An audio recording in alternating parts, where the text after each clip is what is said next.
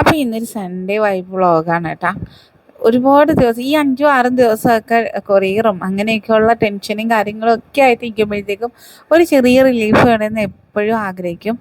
അങ്ങനെ ഇന്ന് ജസ്റ്റ് എങ്ങോട്ടൊന്നും ഇല്ലാതെ വണ്ടിയും എടുത്തുകൊണ്ട് ഇറങ്ങിയതാണ്. ഇറങ്ങിക്കഴിഞ്ഞപ്പോൾ പറഞ്ഞ് അവിടെ പോവാം ഇവിടെ പോകാം. പക്ഷേ ഒരു രക്ഷയില്ല. ഇറങ്ങിയത് ഉച്ചയൊക്കെ ആയതുകൊണ്ട് ടൈം ഒട്ടും നമ്മൾ എവിടെ ചെന്നെത്തിയാലും ഒരുപാട് ഇരുട്ട് വന്നാൽ നമുക്ക് ടയേർഡാവാതെ തിരിച്ചും വരണം. അങ്ങനെ തന്നെ ഫോർട്ട് കൊച്ചിയിലോട്ട് പോകാമെന്നുള്ള തീരുമാനമായി. അപ്പം ഇത് നമ്മുടെ ഇവിടെ അർത്തുങ്ക ബീച്ചാണ് കേട്ടോ.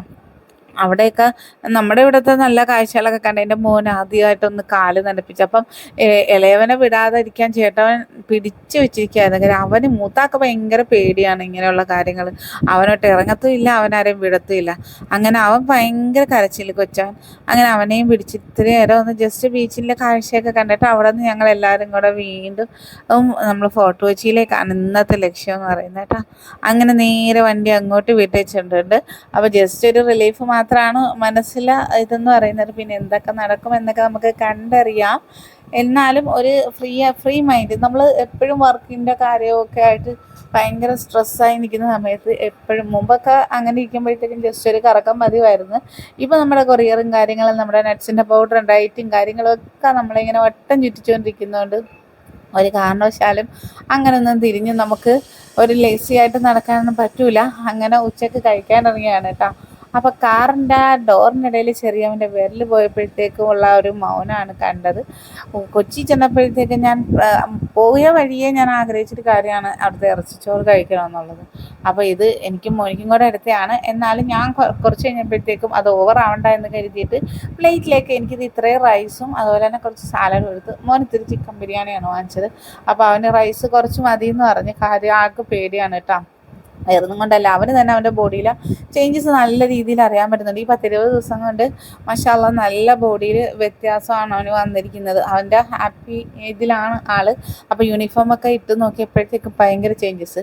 അങ്ങനെ ഞങ്ങൾ കാറ് വീട്ടിൽ ചെന്നപ്പോഴത്തേക്കും താണ്ട 2 പേരും ഓരോ കണ്ണാടി ഓരോ തൊപ്പി. ഒരാൾക്ക് വാങ്ങിച്ചാൽ ഒരാൾക്ക് വാങ്ങിക്കണം. അതാണ് ഇവിടുത്തെ ഞങ്ങൾ പറയുന്നത്. എന്ത് വാങ്ങിയാലും 2 പ്ലേറ്റ് എടുക്കണമെന്നാണ് ഇവിടെ പറയാറ്. ഒരു രക്ഷയില്ലാത്തവന്മാരാണ് കേട്ടോ.